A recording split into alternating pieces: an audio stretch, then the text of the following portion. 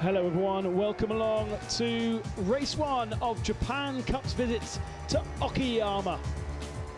45 minutes away from the city of Okayama, this private racetrack originally built in the early 1990s has played host to GT World Challenge races for the last couple of years and therefore has been a mainstay of Japan Cup competition.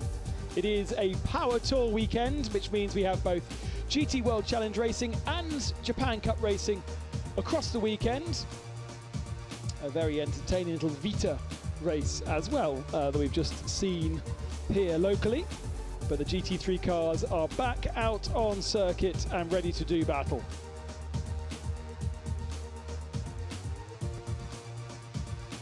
Here is the circuit, 3.7 kilometers in length, and as you can see, surrounded by forest and countryside. It's a private members club, the idea being much like a golf club, that you bring your exotic cars here to go racing around the circuit in privacy. But when Bernie Eccleston heard of it, he decided he wants to bring Formula One here, and suddenly it became a mainstay of Japanese motorsport. Nice names of historic Formula One drivers. This is what it looks like on board a GT3 car with Neil Verhagen. Hello everyone, this is Neil Verhagen driving the number 89 KRC Racing BMW M4 GT3 Evo, and I'm going to take you now for a lap around Okayama. So coming out of the last corner, starting the lap, a little bit of a long straight here, getting the sighting in for turn one, just after the bridge, going for the brakes. Easy to get a little bit of understeer on entry, so you want to stay close to the curb, tracking out all the way to carry the speed.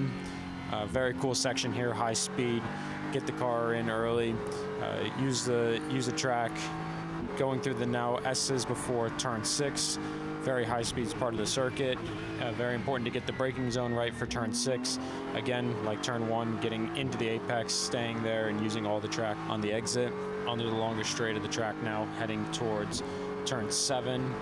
We're going down. Picking the braking is going to be very important here. Good overtaking opportunities in the race. Hard on the brakes, down a couple of gears, and again, staying as tight as possible on the inside. Opening up turn 8 now, using as much of the inside as possible, using as much from the outside now. Quickly down a gear into turn 9, and heading now towards turn 10. Again, I think very important here around the entire track, just staying close to all the apexes, staying tight, staying neat and clean, and again, down another gear for turn 11.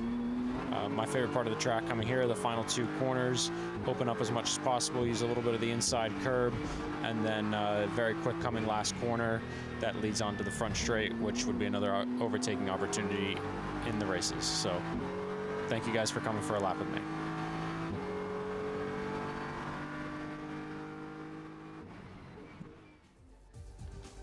It is a busy circuit to go racing a GT3 car, and the challenge is even greater when you factor in what's going on above you.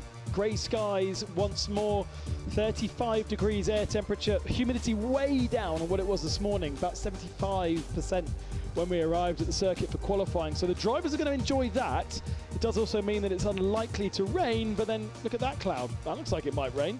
And it did in the GT3 GT World Challenge race a little bit earlier on, which really caused chaos, threw a couple of cars off into the gravel trap at turn number 1.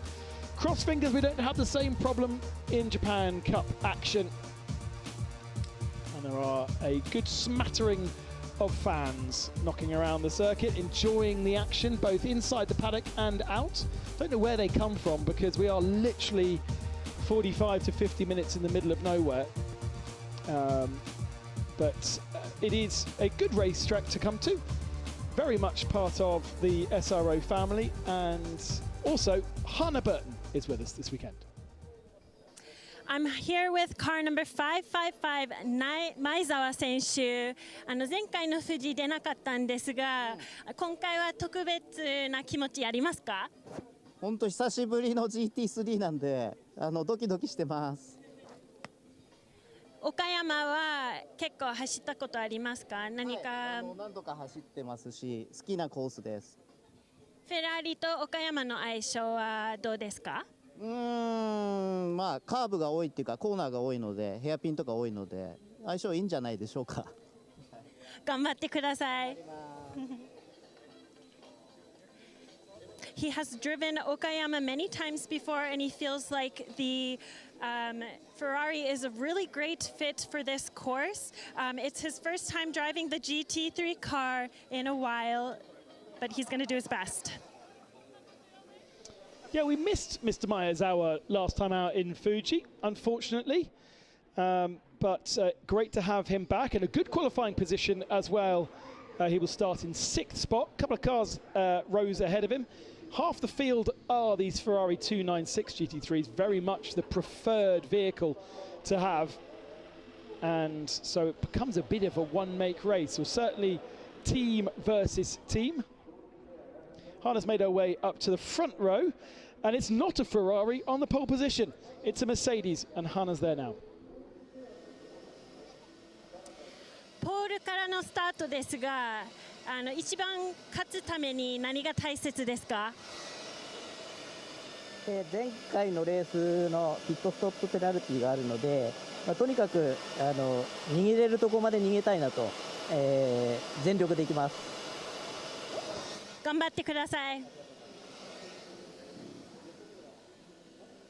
All smiles here with car number 24. He's going to do his best to win the race. Aren't we all? Sounds about right. They have had 4 second positions and yet to have a win. Certainly this year, they lead the championship because of that consistency and because so many other of their championship challenges, including this car, have ended up retiring one way or another. We have this one off the road after a collision with the Lamborghini in Fuji. And missing out when you've only got 4 weekends, you've only got 8 races, to miss out on a point score is crucial. And you know, some championships, certainly the old days, you used to have drop scores. So when I was karting, you'd be able to miss around without being penalised too much, but not really a done thing when you've only got 4 weekends of race action. And therefore, every single finish counts. And with a smallish grid, you need to make sure that it is a good finish, because even if you finish, you pick up decent points, whereas if you don't finish, you pick up nothing. That was the Lamborghini that the number 1 had contact with. It's an all-AM lineup of Okura and Hamaguchi. Hana's gone back down to row number 3, and she's at the McLaren of Uematsu. チャンピオンシップのポイントのところは、今2位ですけど、ポイント意識をしてますか？ポイント何？ポイントを意識してますか？もちろんですよ。もちろん。まあちょっとね、今回性能的にちょっと厳しくてこの1位になっちゃいましたけど、また一雨来れば多分ミラクルがあるかもしれない。マクラーレンと岡山の相性はどうですか？いいはずだったんですけどね。本当はいいんだけど、ちょっと相方も苦戦しちゃってこの位置になっちゃったんで、本来はねポール取れる予定で来たんですけど、やるしかない。はい。頑張ってください。They came with the intention to get pole here today at Okayama. Unfortunately, that was not the case, but he's going to do his best. And shares that McLaren this year with Kenta Yamashita, who has to be one of the big stars of Japanese motorsport right now. And Uematsu, who previously raced that car alone, he then moved across to Ferrari last year, won the AM title, is now gunning for overall glory this year.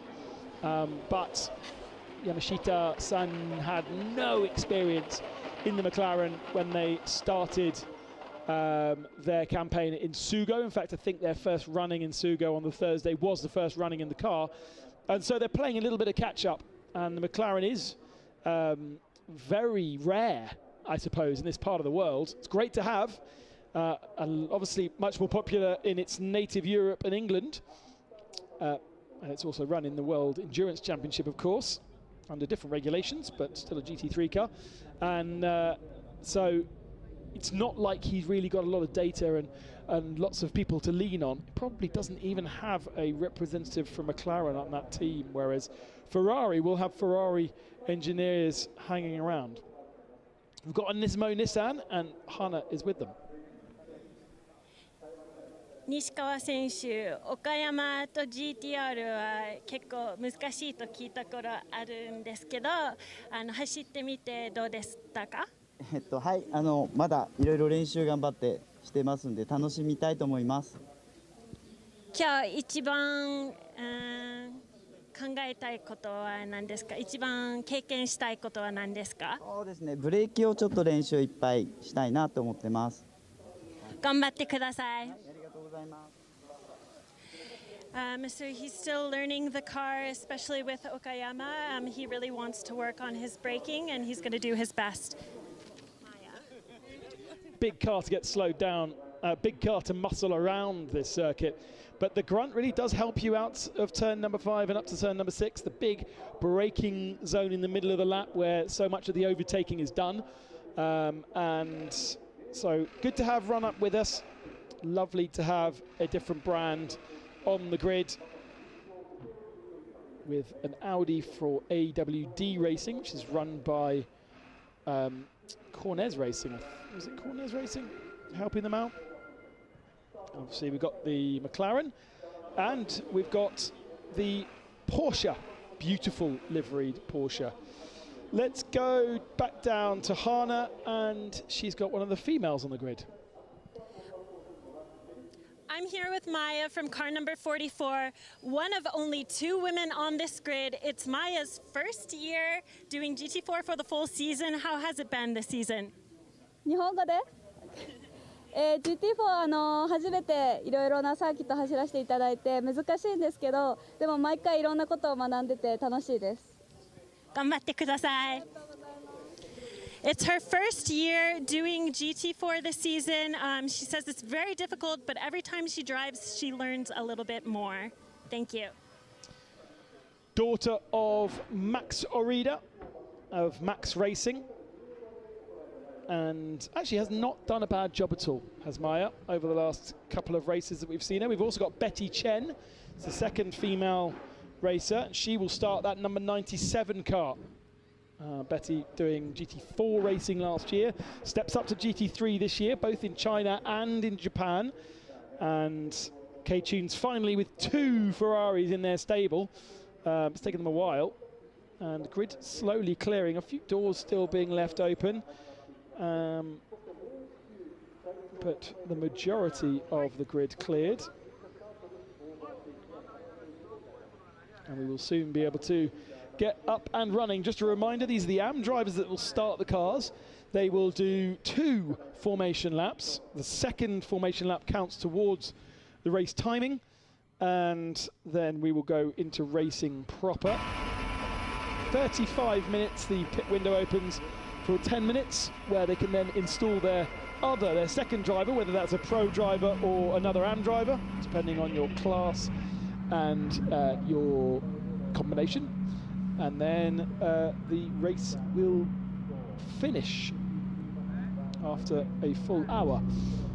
Very concerned by the black cloud that's lingering over the start-finishing straight at this moment. Lights looking very strong as they shine up towards me in the commentary position, but it seems not to be raining yet.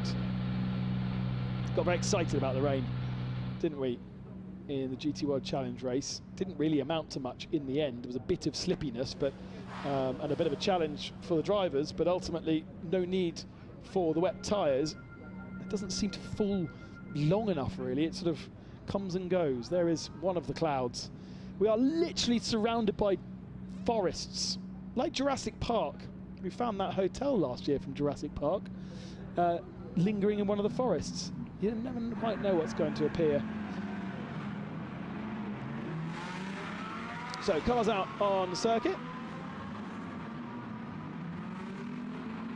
and we'll go through the grid in just a few moments' time with all of our AM drivers starting this first race. 3 GT3 cars at the back of the field, a combination race, so it won't take long for our GT3 cars to catch the GT4s to put a lap on them, and around here, where it is quite tricky to pass, that could cause some flash points.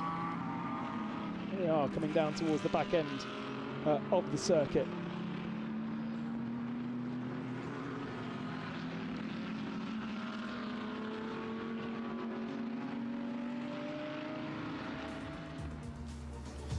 So GT4 and pole position for Team Pop Race. There is a Pro-Am category as well, with the Porsche leading that one. Am category in GT3 has Ponos on the pole, and Max Racing has the overall pole and Pro-Am. Inside the grid, Mercedes, Ferrari, those two Am pole positions. On row 2, we've got the Lamborghini and our championship winners from last year. Then it's the McLaren alongside Mr. Miyazawa.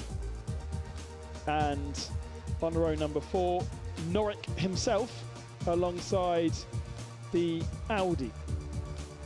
The new Ferrari for K-Tunes Racing alongside the Bingo Racing Porsche. And then Betty Chen in her number 97 K-Tunes Racing Ferrari alongside the run-up Sport Nissan. And that's then when you find on row 7 and row 8 the 3 GT4 cars, including Akiland, which means that we will not crown our champions in GT4 today, because even if Akiland don't score, there isn't quite enough points for Sunrise Boulevard to take the championship today, but they can well do that tomorrow and crown our first champion in Japan.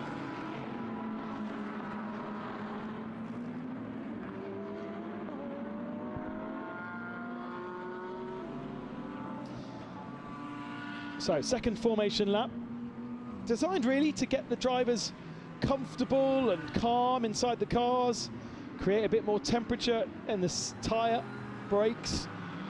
But really, I think mostly for the AM drivers, just to get their apprehension down. There's a little strategy to eliminate too many first lap incidents. We had some touching in the GT World Challenge race, but we didn't have a big shunt. We just had a puncture for Anthony Liu, who was very, very unlucky.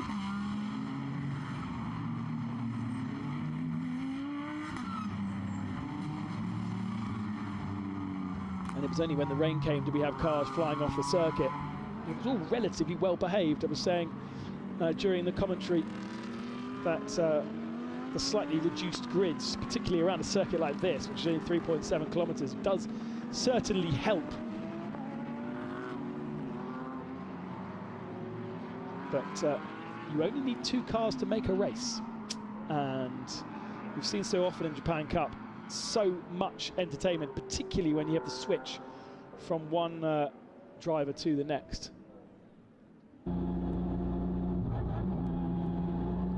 Lights ablaze. Drivers calm. Getting themselves lined up. Entirely sure what's going on in the 45. It might just be changing some settings on the wheel there. Looks as though perhaps he was struggling a little bit, taking a long time to do it.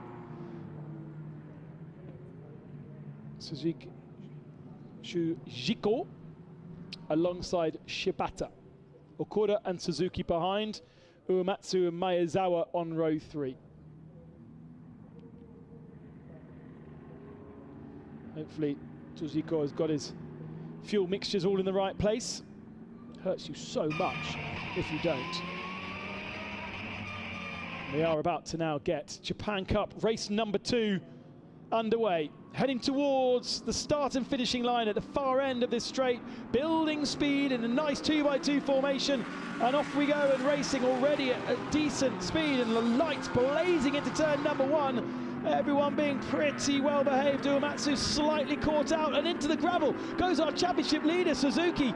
I think he manages to get enough momentum to get out the gravel on the other side. A very, very lucky boy, but that is not what you need when you're fighting for a title. It looked as though he just maybe momentarily lost the rear end of the car, corrected it, and just found himself with no more track. But big work now for Akihiro Suzuki to do in that number 1 machine. Shibata leads, Shijiku second. The Lamborghini of Okura up to 3rd position, then Uematsu, and then Norik has got himself ahead of Maezawa. Hasn't lost too much time, has Suzuki. Onto the tail of the GT4 cars already. But it will have flustered him slightly. He needs to now contain himself, make sure he gets quickly past these GT4 cars and not lose too much time. Already clears Maya Orido in the Mercedes, who's dropped down to 3rd in GT4, but that's what you would expect. And let's have a quick look, as we have yet to complete lap 1, exactly what happened here. Look at the number 1, right in the middle of the shot, turns in, and maybe there was a touch with the McLaren. It's difficult to tell from that angle, but maybe just caught the front end of the McLaren, which pitched him in to the gravel. Let's have a look from Norik in the 181. Look ahead. Maezawa looks to the outside of the number 1. That was never going to work. Uematsu gets squeezed. Oh, Uematsu had a bit of a slide on as well.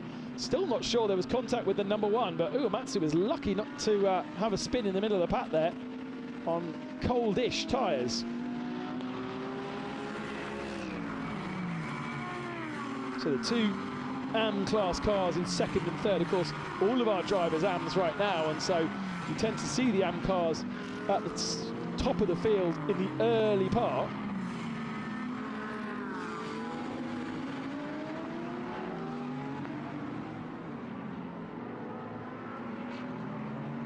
And there's Maezawa. He's lost a position to Norik on that first lap.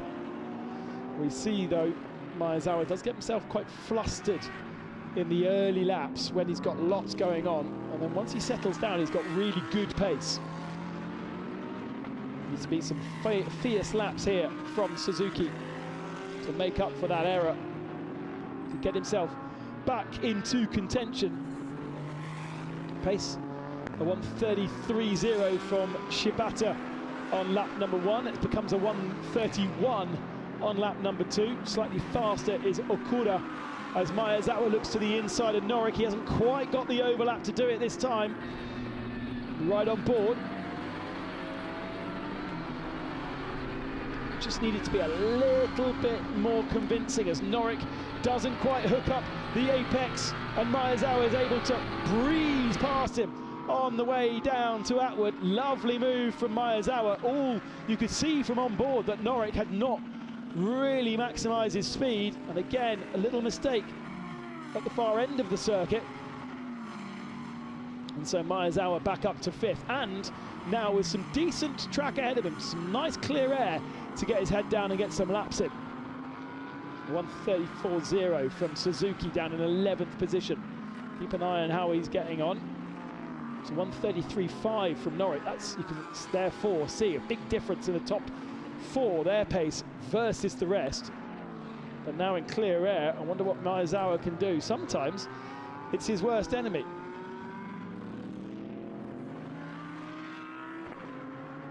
Just trying to push himself, you then find himself over pushing and getting into little spins. I'm pretty sure it was here last year where we saw him make an error. This is the place where Maezawa made his debut in GT World Challenge as part of Japan Cup. And a very, very big deal, and lots of excitement that day. I remember the Mr. Spaceman racing a Ferrari. Got an amazing collection of cars, as you would expect. Now, there's Suzuki. Next target for him is Betty Chen. Betty's 1.8 seconds up the road, but in clear air, he is 2.5 seconds faster. So really, Suzuki, as his grid position suggests, should have been up in the top 4 with this lot, but that spin has cost him. Even in clear air, Uematsu not quite as fast as our top 3.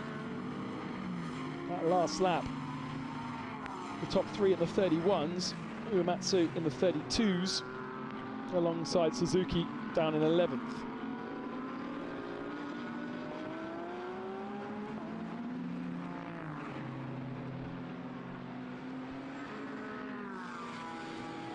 Now, what can Okura in the Lamborghini do on Shijiku? Does look to be very strong at the moment. Love that livery. Black and gold with the red highlights. Reminds me of the Lotus Formula 1 team livery. Shijiku good out of the final turn, so he's put a nice little gap between the two of them. And there won't be any attacking into turn 1 this time from Okura. Okura needs to think about what he can do. Right, on board with the second place car then. Shijiku, let's see how he's coping at the moment.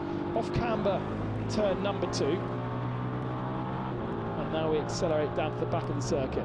No problem with those left and rights. And send it in quite late. You can see you can run wide in the middle part of the corner as long as you come back for that second apex and then maximise your speed down this straight.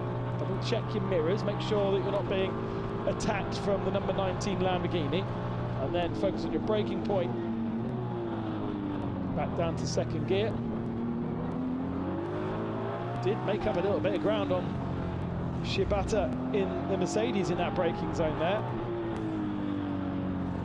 A bit more tricky through that left-hander turn 8. You can't really get the rotation that you want. Usually the big braking zones, you put the weight on the nose of the car, the rear goes light and it helps you rotate the car, whereas in a mid-speed corner you don't have that. Now, car 88 is under investigation for an incident at turn number 1, so they are suggesting that there was contact. I don't know. Look at the front end of that McLaren. I don't think there's been any contact with that car. They have a different view to us because they have CCTV in race control, whereas our camera low down here at turn number 1, it's just not quite at the right angle to see whether there was contact. But from the onboard we could see that Uematsu had a bit of a squidge. Maybe there was, but it must have been the lightest of contacts to not really damage the front of the McLaren. This was the slightly better angle, but the McLaren itself is slightly out of control. Hugs the inside line, really asks a lot of the McLaren into turn number 1. I think he thought he would go down the inside for third of the Lamborghini at one point. I mean, if there was any contact whatsoever, there's not even a tyre mark. If there was any contact, it was the lightest, and you would say that Uematsu is possibly not in control of his car. Maybe that's penalty worthy. I don't know.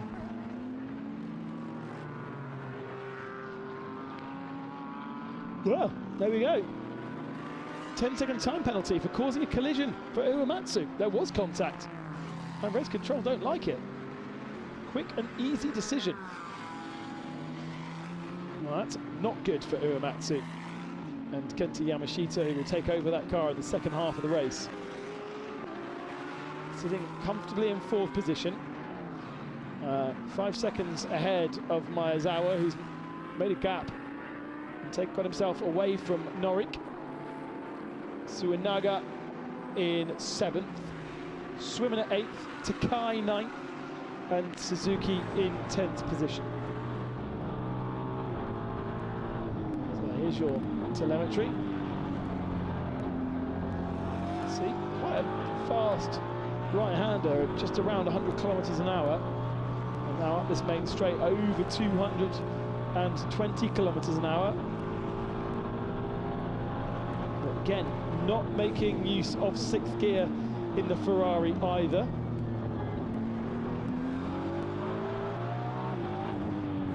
But yeah, interesting. According to that, using 1st gear, I'm surprised. I wonder whether those are not fully correct. Yeah, it's one off, because now we're in 1st gear going through that very slow left-hand hairpin. And oh, the Lamborghini's off. Or Okura's had a mistake somewhere. and he has dropped way back as we were on board. Can't see any damage to the car. Looks a little bit dusty though, doesn't it? Telltale signs perhaps that he has been off the road. Fighting for second position, fighting for the AM lead. Doesn't even look fully up to speed now, does he, Okura? Highly disappointing. Hamaguchi incredibly fast in that car. We've seen how strong he can be, but the results haven't really come so easily for them.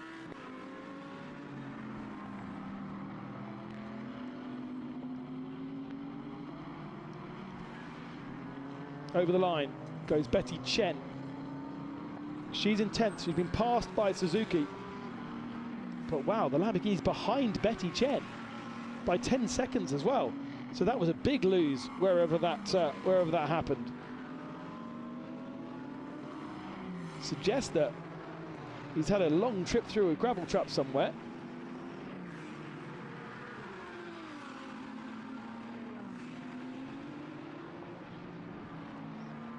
Meanwhile, Shizuku continues to shadow Shibata. So 4 second positions for Max Racing.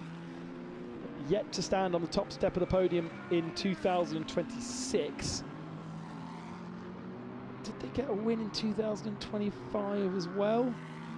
Don't know if they did, to be honest. Yes, they did at the very first race in Sugo last year, and then they never returned to the podium. So it's already been a slightly better year for Max Racing with a change of driver with Motojima and Uchida last year. And this year, Shibata.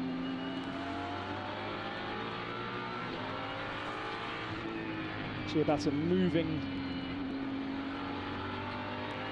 Oh no, sorry, I was about to say moving from Norwick Racing, but Norwick is a Shibata. If they're, I wonder if they're related. You can see.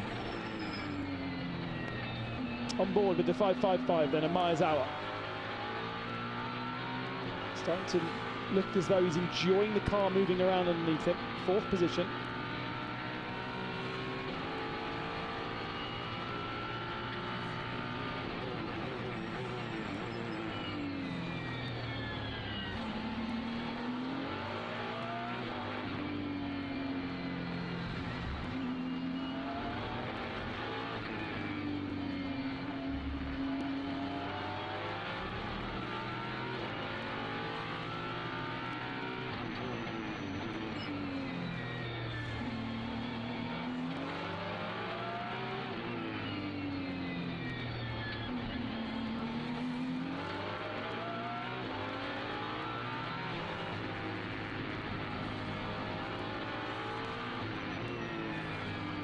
Mr. Miyazawa looking good in the 555 Ferrari. 4th position now, with the Lamborghini down in 11th position. Went into the gravel, managed to get himself out though, which is good, but that is why it took so long. He lost so much time. Okuda is the not the record holder, but has the fastest lap of the race, a 1:30.8, and this could well be a bit of a push lap as well for Mineke. Right, number 9, Bingo Racing, Shinji Takai, continue to push on as Okuda in the Lamborghini does get a fastest lap of the race down in 11th position. He's got a space around him to be able to do so. But Takai in this Bingo Racing Porsche definitely not taking to it in the same way that his teammate Ukyo Sasahara has. And struggling, I think,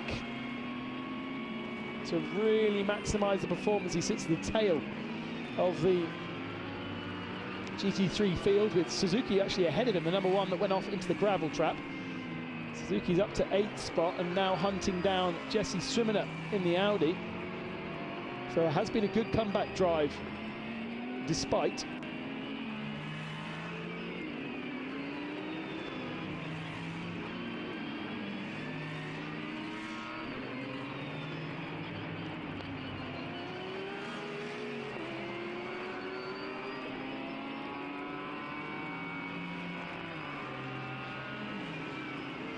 Lovely to hear the sounds of the flat six Porsche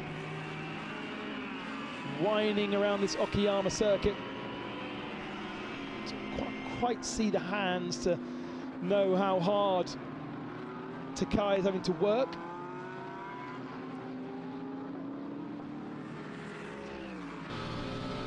See, this is a much better view of Norik at work inside his 296 GT3 Evo. All the electrical connectors there in the passenger side seat. That's what you can see down where the seat should be. There'll also be a little bit of weight, some lead. 235 kilometers an hour at the end of the straight for Norik.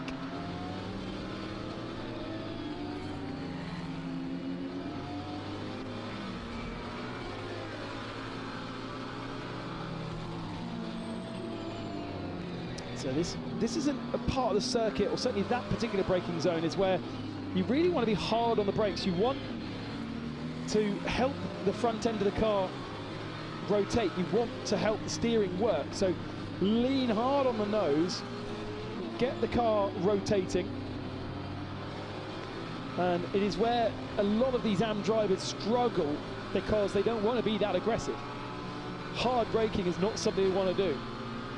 And the stamping on the brake, 220 kilometers into turn 1, so it is faster into turn 6.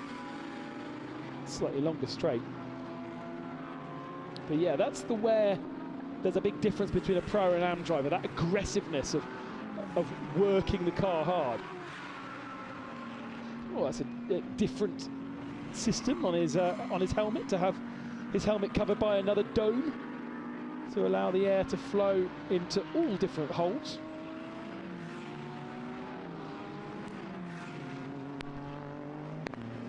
And don't forget, we've also got success penalties in this championship, so 15-second penalty for the winner last time out in Fuji. That was the number 1 machine, so another thing to play against them after their spin at turn number 1. We've also got success penalty, of course, for 10 seconds for Max Racing, the Mercedes, and 5 seconds for Bingo Racing. They were third.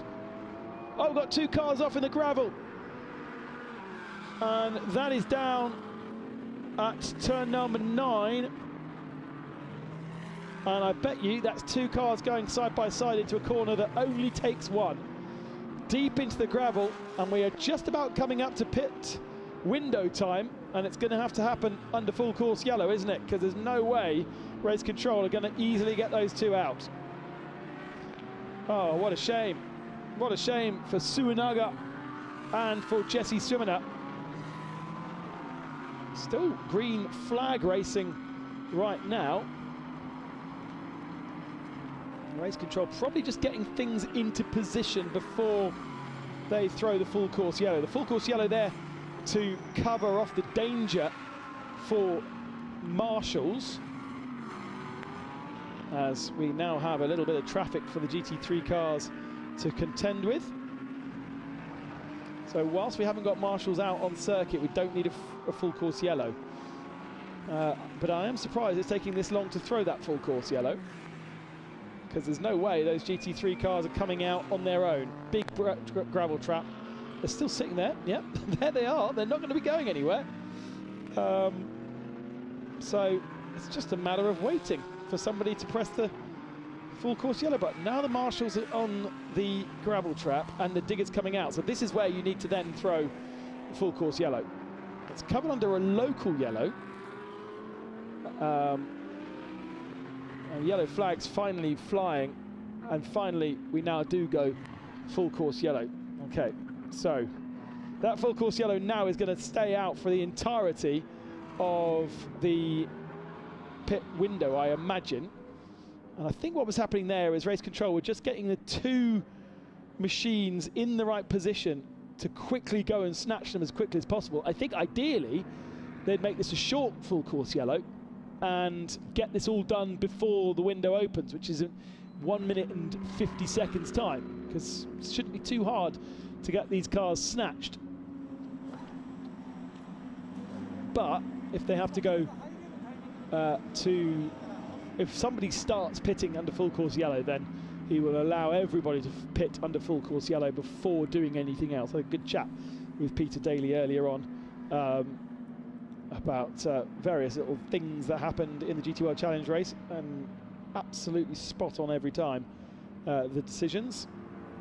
I do like these little caterpillar trucks. They're very effective. Do you know what? They might have this all sorted out before the window opens. Certainly in terms of recovering the cars, whether they will just go back to green flag racing without going safety car, it doesn't tend to be the way to do it. But look at that, Ferrari now clear. Max Racing ready to get their pro in, and all these teams will want to go into the pits as quickly as possible anyway. They want to get rid of their AMs and put their pros in. So that will be their strategy. We are going to get very close, I think, with the Mercedes to a situation that we had in the last race, where the winner of the race ended up, or the leader of the race at the time, ended up approaching the pit lane at the very edge of the pit window and basically parked it in the pits. Now, is coming in with 9 seconds remaining, so that should be okay for the Mercedes. He won't have to slow down like we saw from the Lamborghini in GT World Challenge Asia. Attacks the line, now it opens, and everybody is in the same boat. Full course yellow will remain to the end of the mandatory pit window, so that is exactly as expected. It does mean that the success penalties are less painful because everyone's running at a slower speed. So for those that did well last time out, this hurts less, including number 1 of Suzuki, got himself to 6th position. So Uematsu's in the McLaren, and Shibata in his Mercedes. Maezawa comes in. He's going to hand over to Yokomizu, who's won twice in GT World Challenge at this circuit, in a Ferrari, in a 488 in fact. And it is getting very dark outside. It's not that late in the day, 4:30 local time, but I don't know whether that's just dark clouds or it's just getting dark. But either way, pit stops are now occurring. Race control would like to get this done as quickly as possible, I think. Get all the pit stops done so we can go back to green rather than having a full 10 minutes of full course yellow for just for fairness reasons. In comes Betty Chen in the 97 machine, which is now sadly the only Ferrari from K-Tunes in the race, because those two that were towed out the gravel, I imagine, will return to the pits. They were helped, so they won't be allowed to go back racing, I don't think.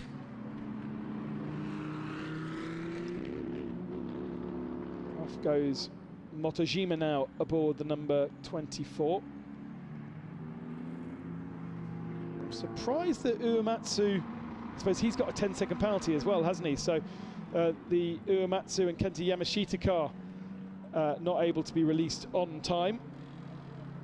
It means Maezawa is much closer. There wasn't also a penalty for the Akiland Toyota because it did not serve its success penalty from round number 1. So raced in round number 1, missed round number 2, carried his success penalty from race number 2, but never served it in the next race. So rules state that at your next race, not at the next race, you serve it. So all our GT4 cars have some kind of success penalty. Although it's not really going to mix things up because everybody's going to be compressed back behind the safety car once all these pit stops are done. Interesting to see the 97 back out onto circuit. So Shinji Takai takes over that car. Was it the 96 that was spun? I think it was, isn't it? Yeah, Suinaga. So it'll be interesting to see if they think that they are allowed to go back out onto circuit. Certainly Jesse Sumina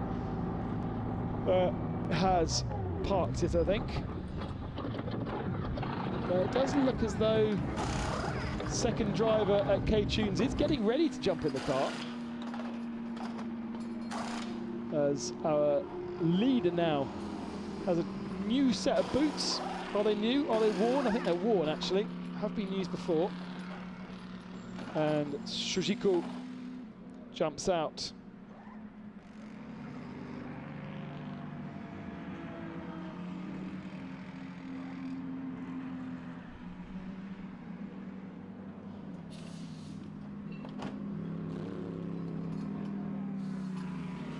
So, Max Racing, Uematsu, Bingo and Connors, the 4 in the championship fight.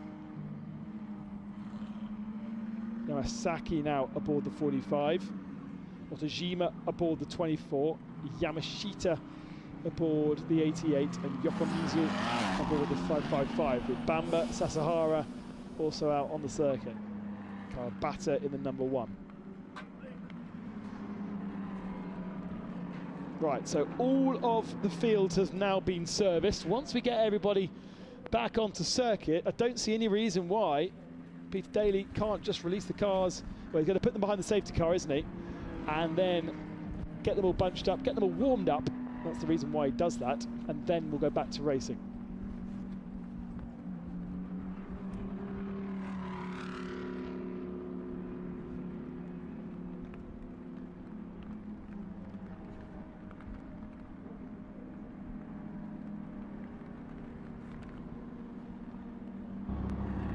Whoa, hello.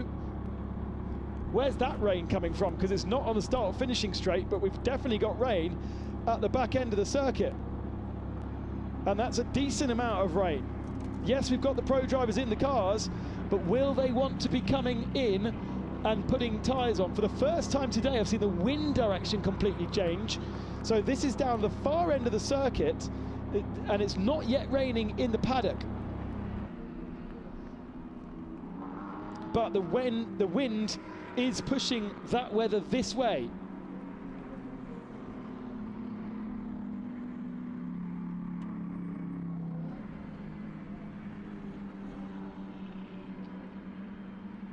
Very, very strange. Windscreen wipers are on, coming up to turn number 6.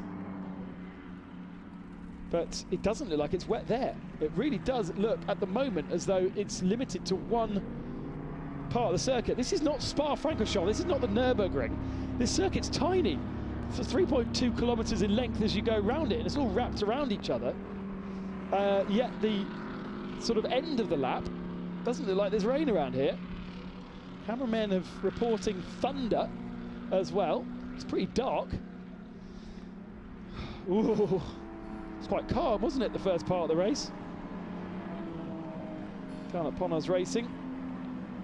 All that strapping over his chest is a cool suit, so that cold water is pumped through those pipes, and that brings the temperature of the driver down. Now, another pit stop for the 96.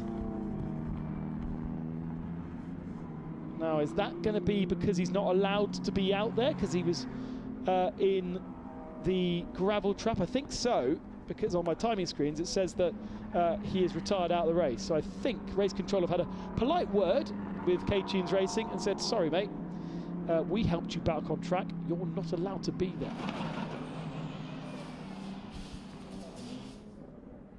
Either that or K-Tunes, no, Dolly Jacks are coming out, so that is what is happening there. So those are leading two. The 45 ahead of the 24 by dint of success penalty. Slower pit stop for the 24 has put the 45 ahead. Then we've got the McLaren in third. The 555 of Miyazawa in fourth. Now this is where that rain was falling one lap ago, coming down to this part of the circuit, big blobs. And it's now blobless, not a blob in sight. How bizarre.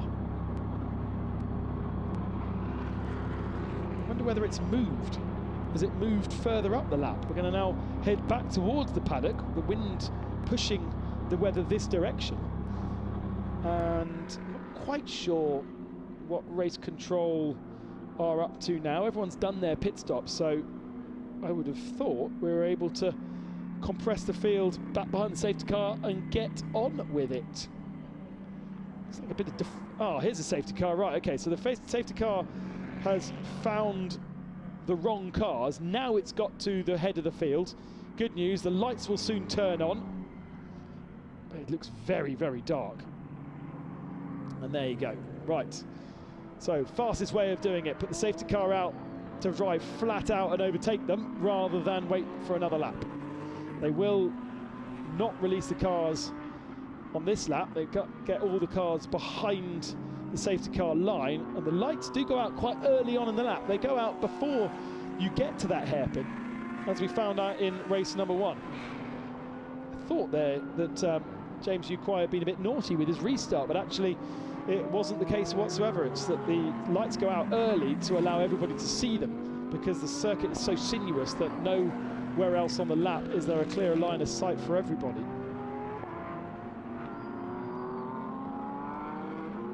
So, the wind has slightly died, and the rain is not around. So we can breathe a sigh of relief for the moment, but it's incredibly threatening.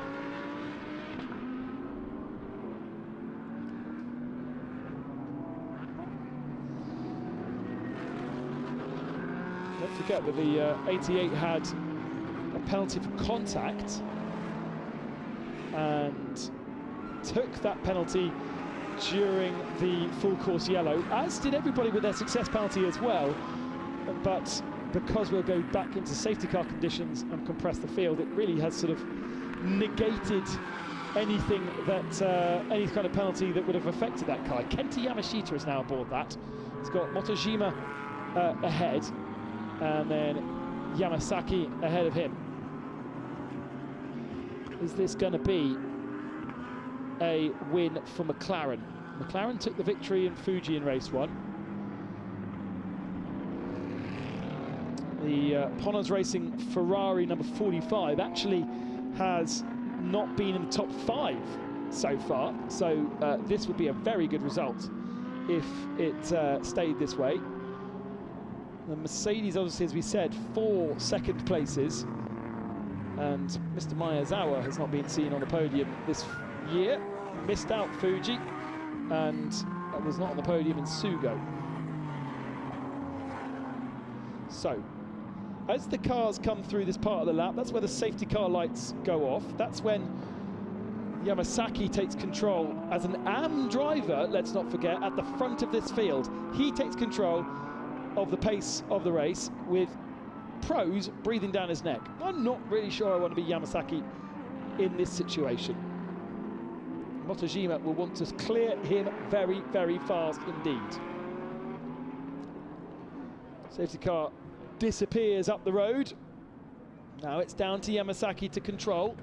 So Motojima will want to get past, because he'll have Yamashita, he'll have Yokomizu, Takubamba, Sasahara, Kawabata, all wanting to get past. And Yamasaki still hasn't gone yet. He's waiting till late to go. We saw James Ukwai 2 corners ago already up to speed.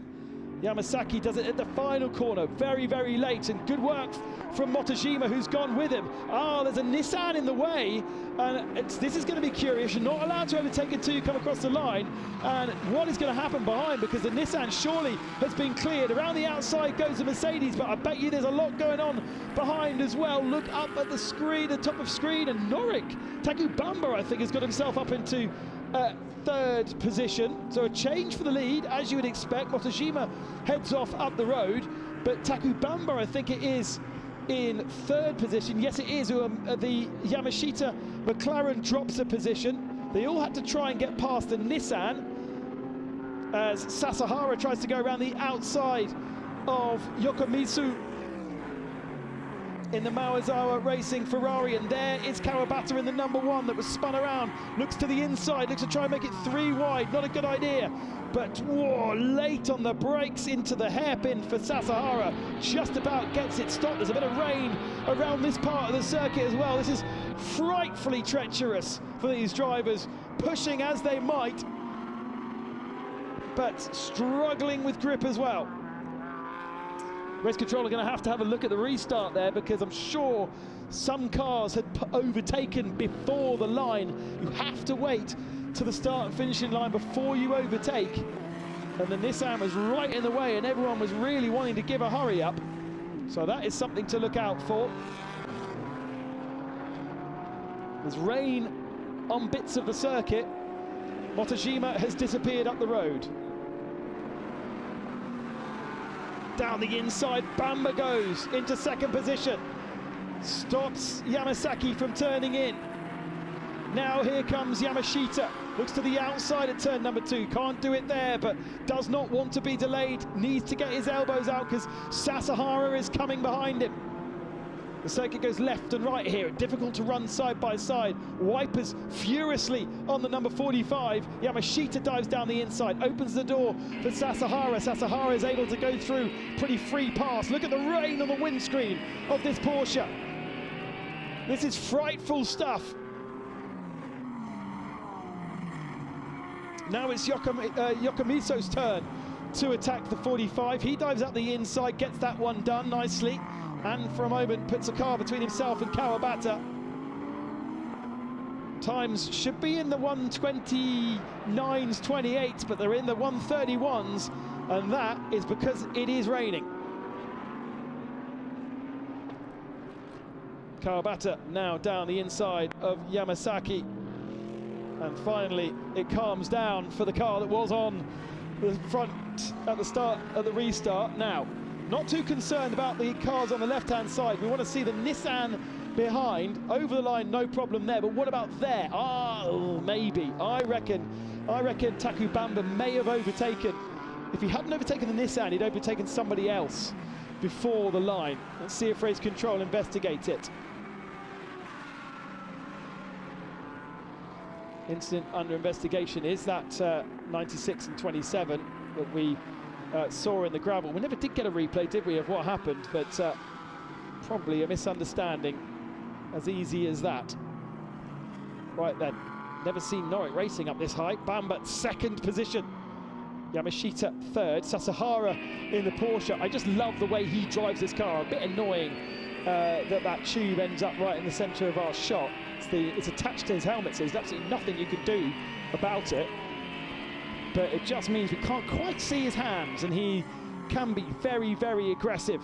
Okamisu, though, looking comfortable in the 555. And yeah, a lot more work going on inside this Ferrari. Look at the hands, left and right, left and right.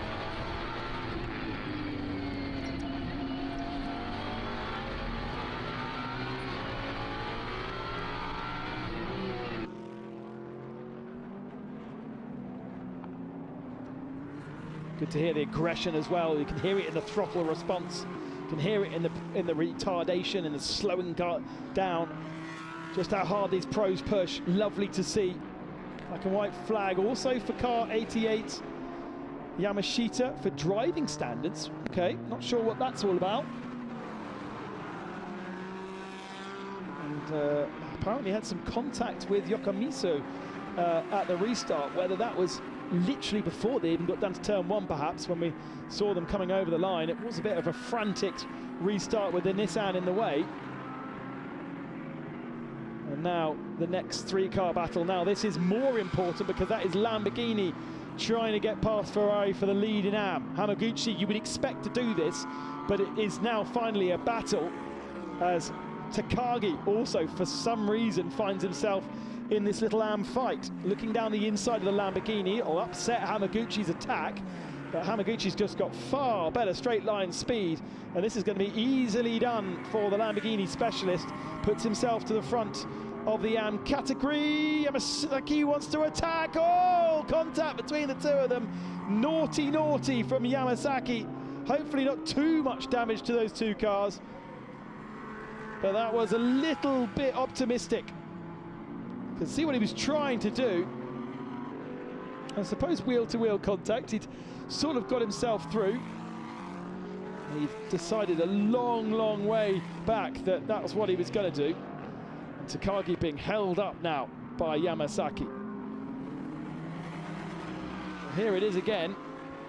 So Lamborghini thinks he's got the move done, and to be fair, leaves the door open, and actually it's a lock-up from the 45. You can see the black marks being left from the Ferrari, and so he had limited control when breaking down into that turn. So let's try that again, shall we? Lamborghini in third of this group, 2 Ferraris ahead, but this time Takagi ahead of Hamaguchi, gets a better exit out of 2 and goes past, and I think, is that Yamasaki letting the Lamborghini through as well? I think it is. So he's realised that he was naughty, and rather than leaving race control to penalise him, he's taken life into his own hands and handed over the place so that Takagi can set off up the road to try and pursue the rest of the Pro-Am field. Sasahara and Yokomizu still going at it, aren't they, for 4th position. Sasahara in this white and blue Porsche with the white and red Ferrari behind. And as usual, Sasahara doing the lion's share of the effectiveness. Takai very lucky to have a driver of his standard and stature in that team.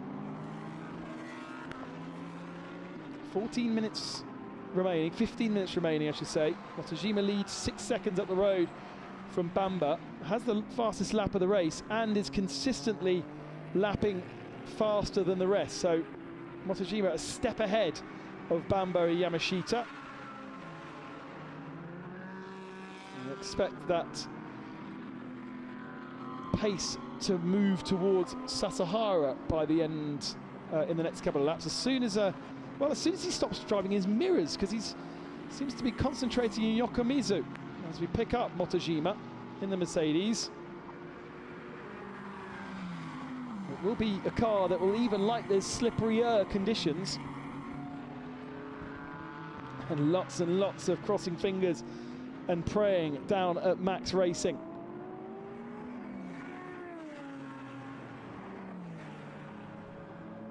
As I said, no wins this year,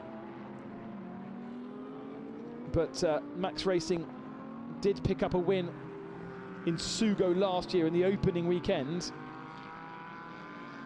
but it was a bit a topsy-turvy year for them, whereas this far more consistent with Motojima and Shibata.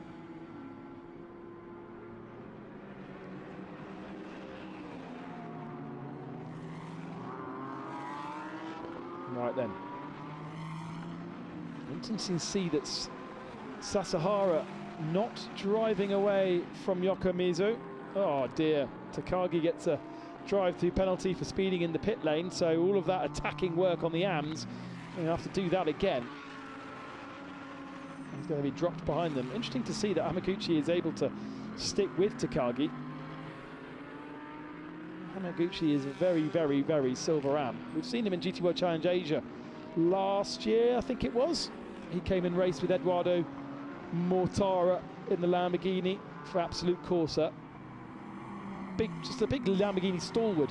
Probably has Lamborghinis in his garage at home, I imagine. Oh, and again, Bingo Racing with a lock up there, front left, weirdly. Having to really drive with his mirrors here. Yokomizu, I've not seen Yokomizu this kind of attacking for a while. 5th position for the moment for the 555 car. But it does show that the Porsches are really not having much fun of it this weekend around this circuit. More rain coming down on the windscreen of Sasahara as he turns into the penultimate corners. Tiny pockets of rain all around the circuit. Nothing really seeming to spice up the racing, but it must be so hard for these drivers to know what kind of level of grip they've got. We had green sector's last lap. Best laps the lap before. But those that are out on circuit now, big rain into turn number 1. Got to be so careful here. Whoa, so slippy. Great work from Yokomizu to hold the car on the circuit. And now look, a little bit offline, but in the rain, that's what you like to do, the karting line. Go around the outside, away from the rubber, and you actually have more grip. As Yamashita and Bamba go at it. So there must have been a mistake from Bamba. Bamba's nearly a second slower in the first sector in these slippier conditions, and Kenta Yamashita in the McLaren running side by side in the rain, side by side, heading down towards a braking zone that's very slippy, and into the gravel goes the McLaren. He keeps it out of the wall. He might get away with that. He might be able to get to that tarmac, but it was likely to happen. He was on the racing line, and what I just was saying about how slippy the racing line is, stay away from it. You need to be on the grippier part of the circuit. The bits are not being polished. Oh, Bamba's really struggling with this Ferrari. Sasahara just, well, he's just gobbled them up, hasn't he? He was nowhere near Bamba and Kenta Yamashita. He's up to second position, and whether they've got a setup that's working in the rain but not working in the dry, look how much time he is taking out of everybody. Last lap, a 1:41.1 for Motojima. Bamba, a 1:39.2, a 1:42 for, sorry, 1:42 for Bamba, 1:39 for Sasahara, a 1:40 for Yokomizu, so he wasn't too bad. Kawabata has right onto tail. Now look at this, where did he come from? In these rainy conditions, loving it. Exactly the opposite of Taku Bamba. So Bamba needs that comfort now. Still got the McLaren off, by the way, at the next turn, so yellow flags will be flying up here. No opportunity for Kawabata to overtake. To overtake. And yeah, sitting in the middle of the road, you see. Far, far less slippy than where the McLaren was. Now, the McLaren is moving again, I think, by the looks of my GPS. He's lost a whole lap getting that car out the gravel, but I think he might at least get himself back on track. There we go, he's managed to do it. Now, has he been helped? Look at this, side by side. No option for Kenta Yamashita to be off the racing line here because he's being forced on it, and as soon as he hits the brakes, he just locks the rears.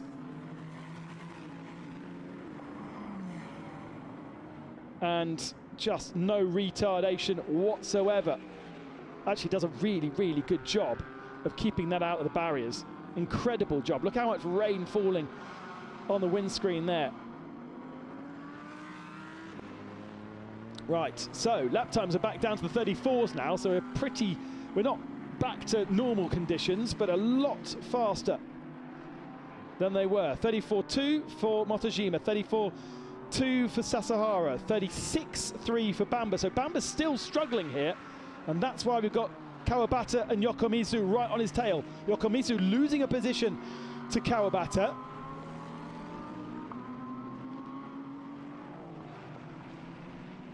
And from a very, very strong start to his stint, Taku Bamba is not happy when the rain falls.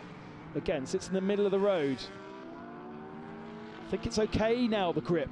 And it's just about feeling it. Oh, this is a great move. It's a great move from the number one. What a move. Kawabata round the outside to give you the inside for the tricky downhill. And that puts him onto the podium from a spin at turn number one. That was beautiful. And all possible because of the lack of confidence that Taku Bamba has in the 181. He is just not able to, well, he doesn't think he can lean on it. Whereas you can see into the braking zone, Kawabata very, very happy to lean on it. So there is Motojima leading. We've got 7.5 minutes still remaining. Sasahara is closing him down. The last lap, 1:31.7, so 3 seconds faster again than the previous lap. Kawabata now in third. Still slower than our cars up ahead, but he did have some battling to do. Then Bamba, then Yokomizu. Yokomizu really shouldn't have allowed Bamba to get away. And actually, Bamba has, safety car restart under investigation for Bamba. So what I think that Bamba overtook before the line. And he has been given a 5-second penalty. Okay, so I've got it under investigation on my screen. I haven't got the results of the investigation, but the results of the investigation are a 5-second penalty. Bad news for Norwich Racing. Meanwhile, the weather has calmed down a little bit. McLaren is in the pits underneath me. Whether they are going to try something, they're fiddling around by the looks of it with the rear left brake. And so there's confirmation of a 5-second time penalty. Doesn't actually say why, but I'm presuming that it's because he overtook before the line. It says, I'm being told overlap. So 5-second penalty for, it's going to drop him behind Yokomizu, but not much more. So it's not a massive problem. Such as being the attrition. Hamaguchi in 6th position in the AM. Yamasaki, the 2nd AM, in 7th. Just watch again then at the back of shot. So in the middle of the picture is Yokomizu, and then Bamba. It's very tight. Again, Race Control will have a better angle than we have, but I said at the time that I thought he might have overtaken, and I think he just about did. That's the reason for the 5-second penalty. MotoGP playing it very safe, sitting very much in the middle of the road with these rain showers coming and going. Doesn't look like there is anything threatening for the final 5 laps. And now he just needs to control that gap. He was actually faster than Sasahara last lap, although Kawabata was the fastest man on the circuit. And it all seems to be so affected by the pro drivers. It's quite interesting. In Japan Cup, your pro driver seems to make more of a difference than in GT World Challenge Asia. They run to the exact same regulations. There should be no reason for it. But it just seems as though someone like Sasahara, even though Takai was running at the tail of the field, he can jump in that car and turn the result upside down, and he continues to do so. So impressive. The first, and it's usually race 2s where they do better, again because that pro driver influence. The first in Sugo and a 3rd in Fuji, with a 4th and a 5th in the race 1s. Championship leaders are leading this race, so for the first time will score the maximum points. And is that a problem for the 45? No, it's not, but he has been given a time penalty for contact at turn number 7. That was that move, wasn't it? Momentarily, him and the Lamborghini got together a couple of laps ago. Windscreen wipers back on the 45, whether that's because he just can't turn them off or has forgot to turn them off. One thing we haven't really seen is any drama with the GT4 cars. I sort of predicted they might get themselves involved, but the GT3s have managed to have themselves so spaced out that actually they're not really affecting, they're not really that close to racing, so that when they come across a GT4 car, it doesn't really affect them that much.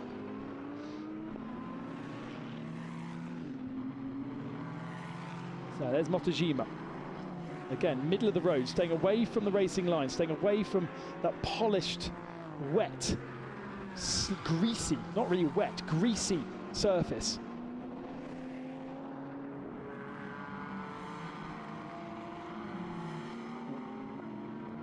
And Hamaguchi now with a strong lead in AM, as we come to expect from him.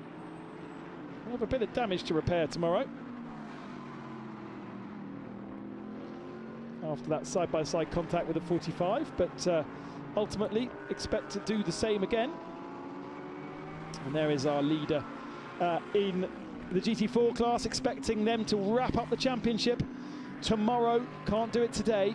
Not quite enough points on offer, but they can do it and probably will do it tomorrow. Toyota of Akiland in second, and the Mercedes, Kelvin Ho, in third position in class.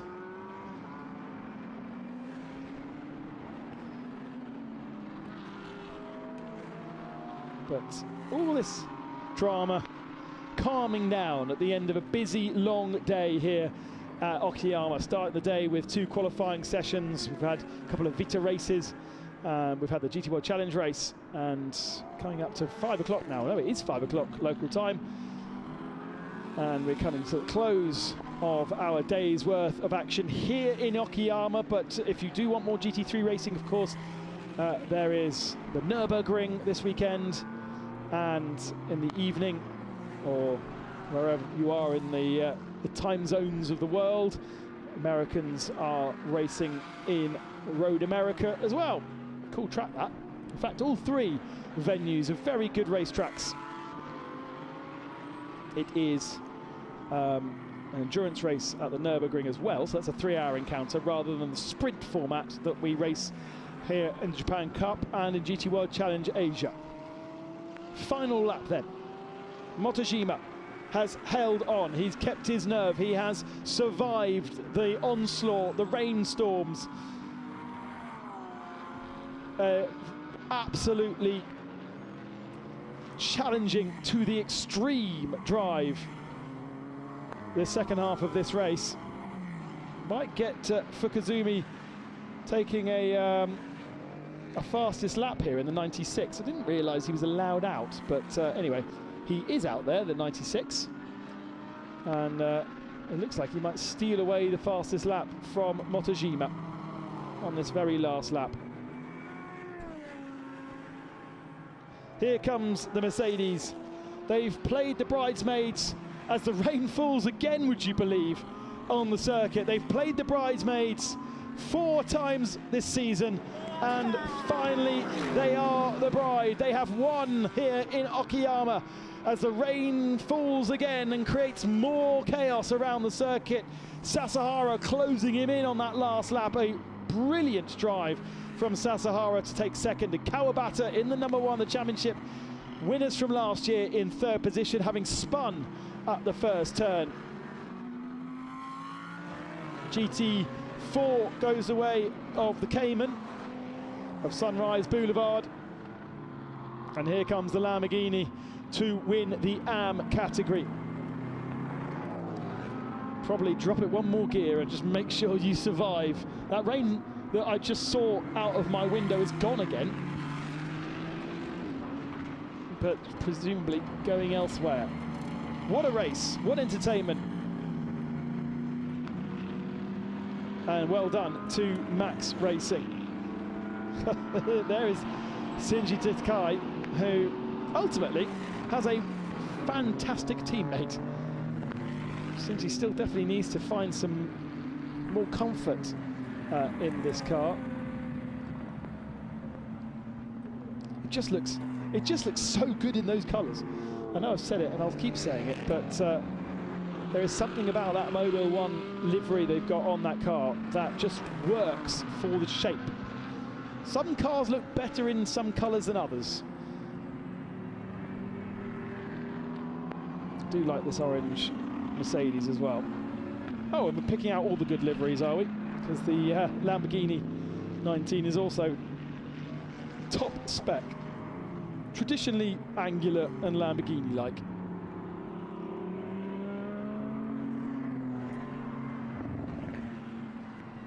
So not too much work in the paddock to be done overnight.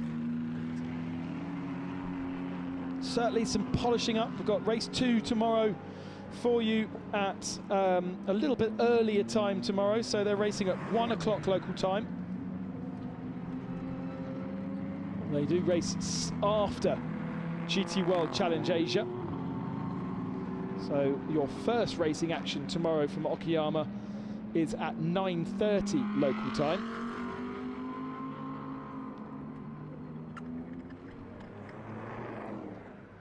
Don't worry, there is racing aplenty to be had on this last weekend in August.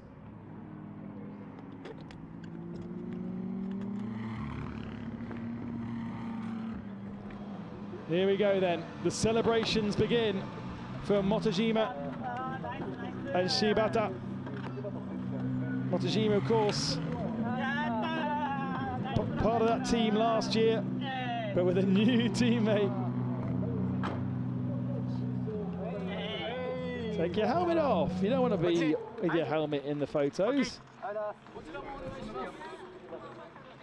Some definite proper celebrations and joy at Max Racing.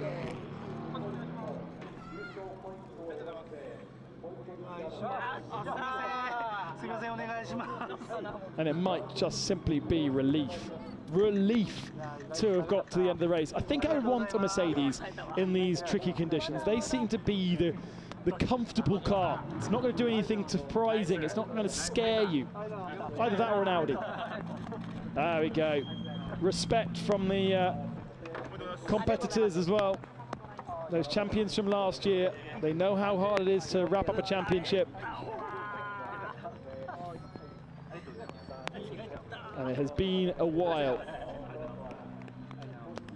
And all that crackling, by the way, if you can hear that, is rain on microphones. I thought it sounded like crisp packets being opened by somebody, but it is raining once more.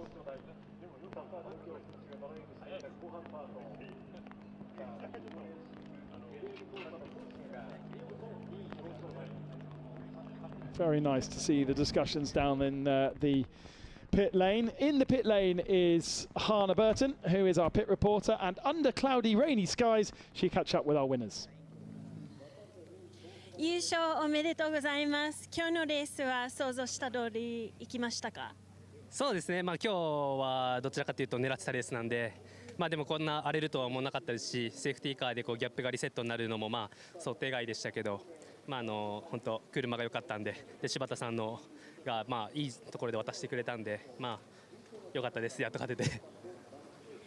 明日のレースに向けてどんな気持ちですか？はい、今日こうやって気持ちよく勝てまして、明日、ペナルティーでちょっと苦しいかもしれないですけど、最後までもう全力で戦って、とにかくシリーズチャンピオンを目指して頑張ります。頑張ってください。They expected to have a really good result today, but they were not expecting the rain and also the safety car, but they're very happy with the results. They're going to do their best for tomorrow's race. No one really knew if it was going to rain or not. And, I mean, the proper rain actually is now coming in. If you look at the clouds around us, it looks like it's now about to set in. But, you know, those sporadic showers we've had all afternoon, they've really come and gone. And you never knew where they were going to crop up next. And it wasn't on all the circuit. As I said, this circuit's not Spa. There's probably less than a kilometre between one end and the other. We'll go back down to Hannah and get some more post-race reaction. Congratulations on the class win. It was very difficult conditions today. How do you feel about that? Well, it was tough, obviously. The weather, temperature, and we had a spin, we had a contact, we had everything you can think of. But we finished P1, and here we are. 今日のレースはどこが一番大事なところでしたか？僕のスピンだと思います。すいませんでした。それどうやって乗り越えましたか？スピンした後、なんとか気持ちを戻して、追いつけるように頑張りました。Congratulations. So unfortunately he had a spin today, but he tried to settle his feelings and get back into the race and had a good race in the end. And great work from our Lamborghini drivers. Hamaguchi, a bit of a star of the show, really. Another level to the rest of them. And properly raining now. This would be wet tyre choices.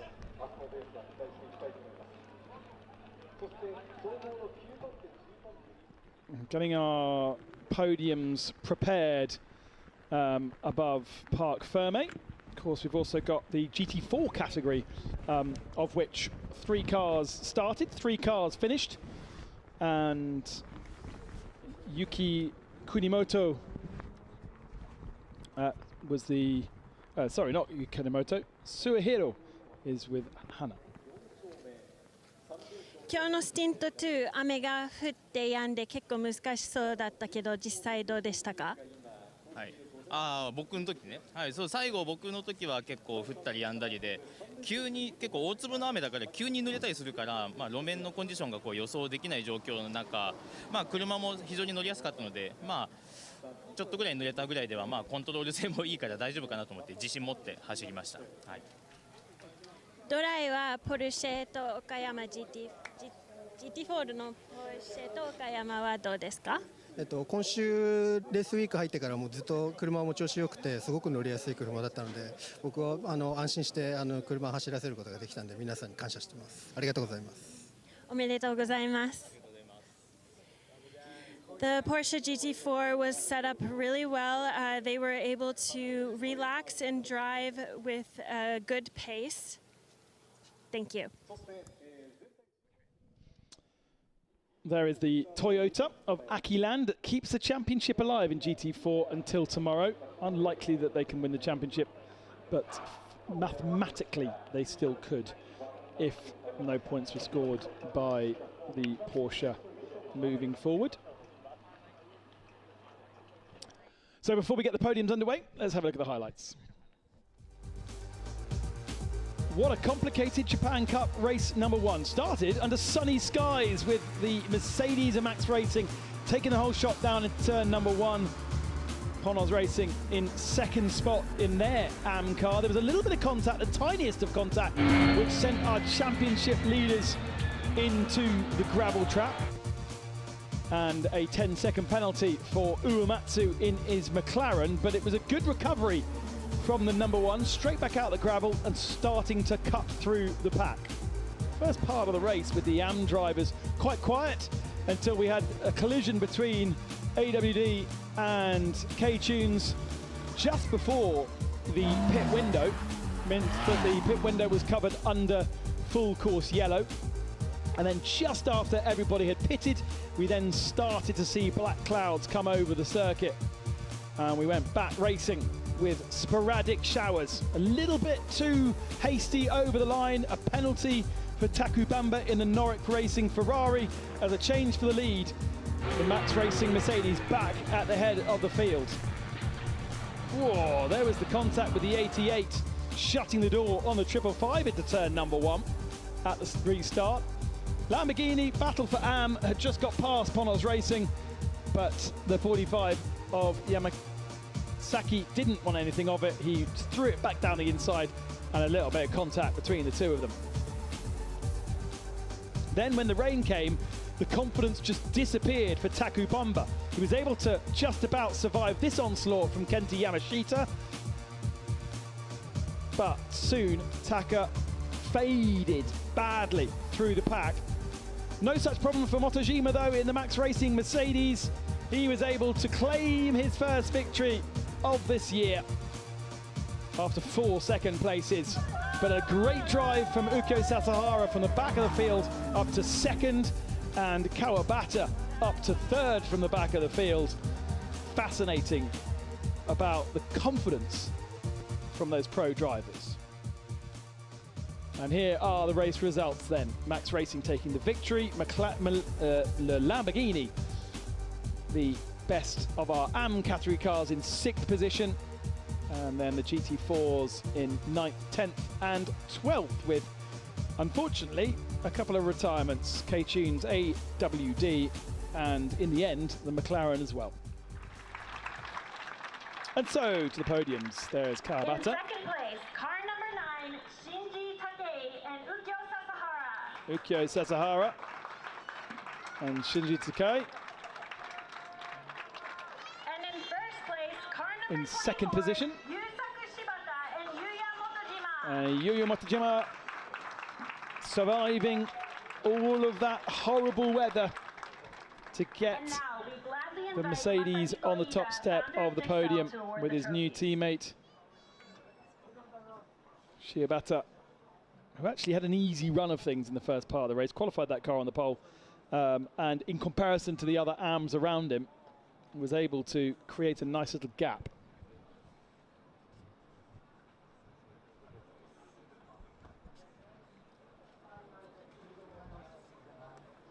Trophies being presented to our top three by the founder of Dixel, who's here with us this weekend. Akiyama, president of Okayama International Circuit, to present the Mimasaka Mayor Award to the winner. And the Mayor of Okayama Award, All together now for a presented by the president of the Okayama Circuit, no longer owned, by the way, by Mr. Tanaka, who was the T of TI. He was the man that came up with the idea, and at the time, unique idea of a racetrack for private owners, and built this racetrack with the idea that only Japan's elite could use it, stay in the houses around the circuit, bring their supercars and drive them around whenever they wished.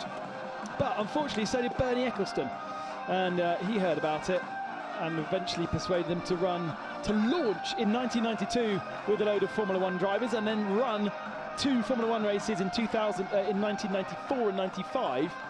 And effectively, then everyone else wanted to come racing here. The World Touring Cars raced here for a few years, and many other international series.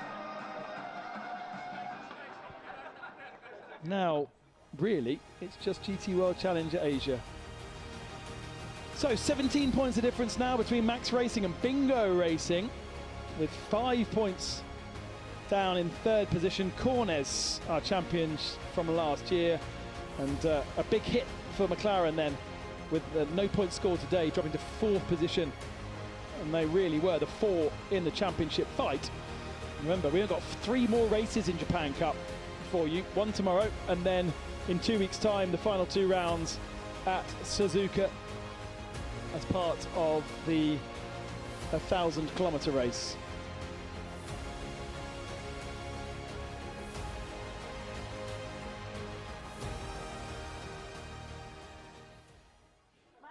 So the next of our podiums, and this will be our GT3 AM podium. 3 GT3 AM cars. We didn't speak too much about the Nissan, apart from the time where it sort of found itself in the middle of the pack on the restart.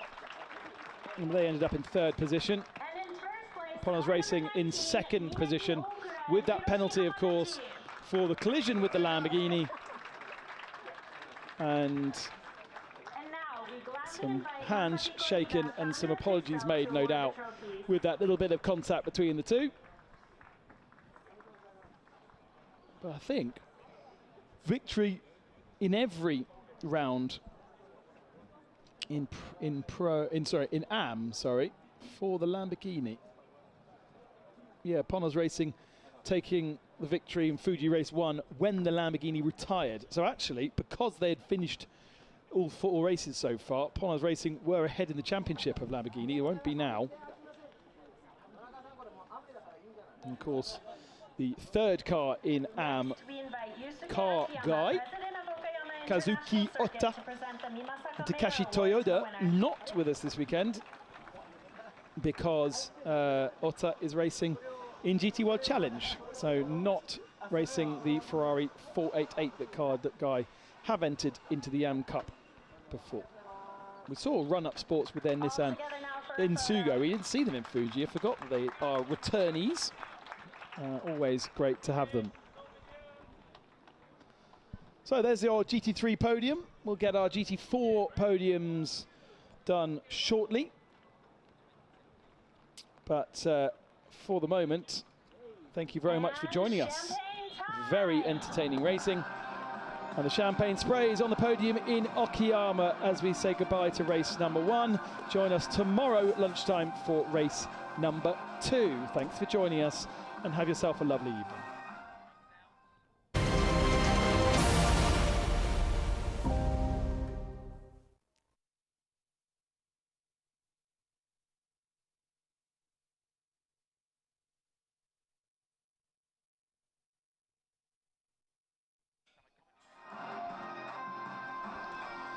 So GT3 podium's all done.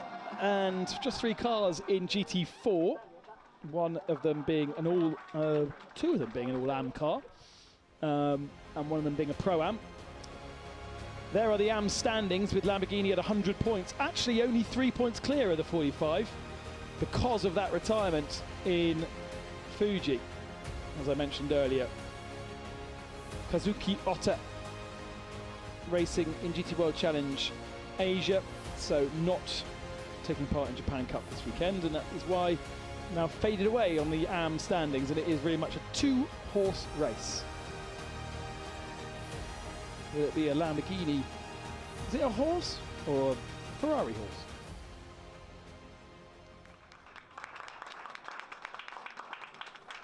And so, to our GT4 podiums. Car number 11, Masayoshi Oyama and Yuji Kunimoto.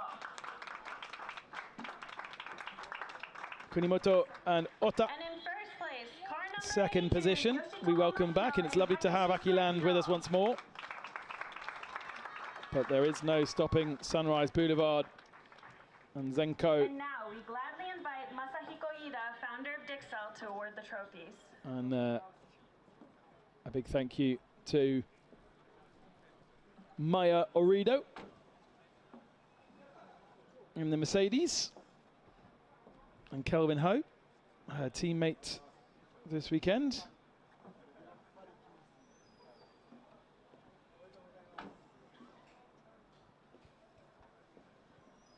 And it's really, really good to have the GT4 category, and if you are watching and you want to come racing with your GT4 car, I know there's lots of GT4 cars in Japan, come racing, come join us. Even if you've got a Cup car or a GT2 car, there are spots for you available across the grid.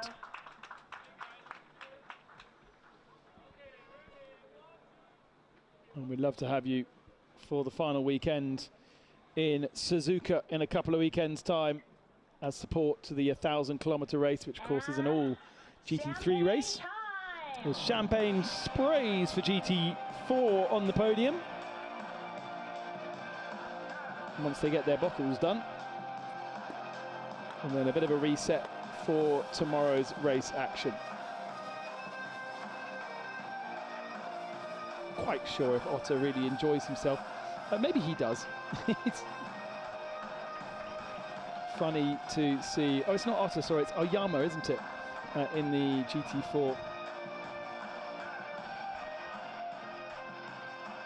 Got one of those sort of very stern appearances. Right, GT4 points will all be done, I think, tomorrow. Sunrise Boulevard will be our champions in GT4 with the AM car of Kelvin Ho and Maya Orido in second position. We had Enid in their Toyota at the start of the season, and Aki Land joining us once again. Plenty of entertainment. Thank you very much for joining us. Really good afternoon's action from Japan Cup. We'll do it again tomorrow on Sunday with GT World Challenge first and Japan Cup at lunchtime on Sunday. Bye for now.